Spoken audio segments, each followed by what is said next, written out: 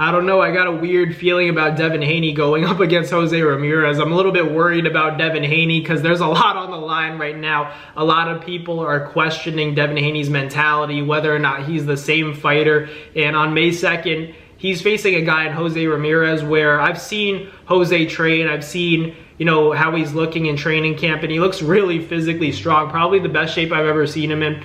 Obviously, that has to do with getting a big opportunity, but ultimately he also knows that this is potentially the last chance that he has in terms of, you know, staying with the elite level of opposition, because if he loses to Devin, I feel like where does he go from there? He's already considered on the decline after losing to Arnold Barboza ever since that Josh Taylor fight. You could argue that he hasn't had the best moments in his career. You know, the best of Jose Ramirez is in the past. But, you know, with this performance, he has everything to gain and almost nothing to lose, because ultimately, you know, if he loses, obviously, he would have to consider retirement. He'd have to consider settling for, you know, being a contender, but never actually getting to that championship level ever again. But ultimately, I feel like this is such a big opportunity for him. And for Devin Haney, he's going to have to be very careful because, like I said, like, Jose's going to be hungrier than ever. People are saying that in his training camp, he's never looked this strong, this fit. He's in solid shape, but so is Devin Haney. So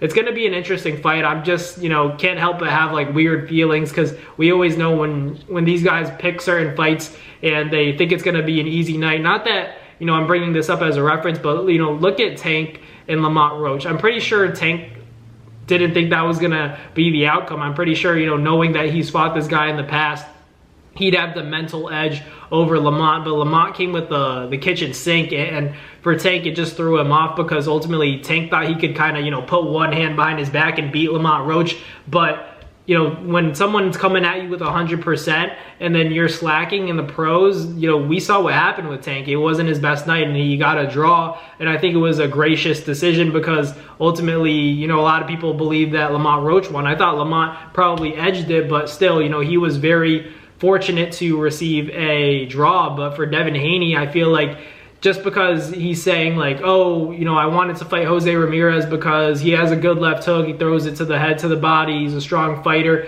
he's a decently known name within the sport of boxing.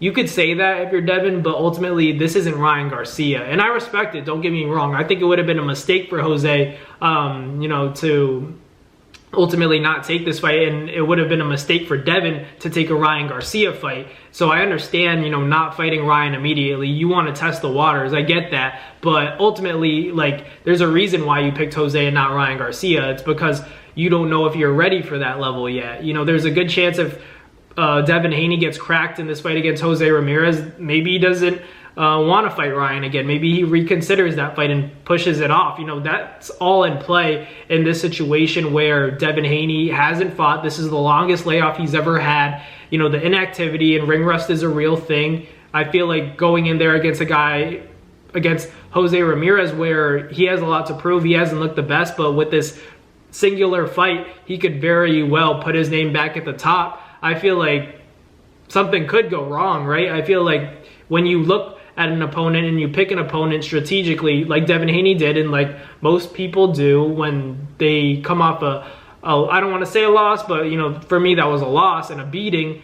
You don't jump back with that big fighter yet. You don't jump into the pool with the sharks right away. You want to test the waters, and that's what they're doing with Jose Ramirez. But what if they did make a mistake? You know, there's a chance that could happen, but on May 2nd, we're going to find out for real. Like Devin Haney said, he could say that, you know, I had the best training camp ever, I'm feeling 100%. It doesn't matter. You know, we're going to find out on May 2nd how Devin Haney is mentally and how he is as a fighter, if he's the same or if, you know, his career has forever been altered by that Ryan Garcia beating. But it all starts with Jose Ramirez, and he can't sleep on him, because if you look at Jose, he's got everything to gain here, and, you know, this is probably the last chance he's ever going to have at a high-profile fight like this. So Devin Haney has to be, you know, really sharp, can't overlook Jose Ramirez, because psychologically, think about it, like, if you're fighting and you know you're not fighting Ryan Garcia, you're going to say, oh, this should be a cakewalk, right? I'm not saying he's going to overlook him, but in your brain, your confidence should be like, oh, he's not on my level. But if you get in there and then get cracked with something, it changes the whole fight for Devin. So he has to be very careful and not mess up that Ryan Garcia rematch bag, right? So I still want to see the rematch. So hopefully, you know, Devin Haney has a good performance, looks solid, and gets past Jose. But, you know, you can't count out a well-seasoned vet like Jose Ramirez, who's, you know, I'm sure very determined. But thank you guys for watching. Like, comment, and subscribe, and I'll catch you guys on the next Boxing video. Peace.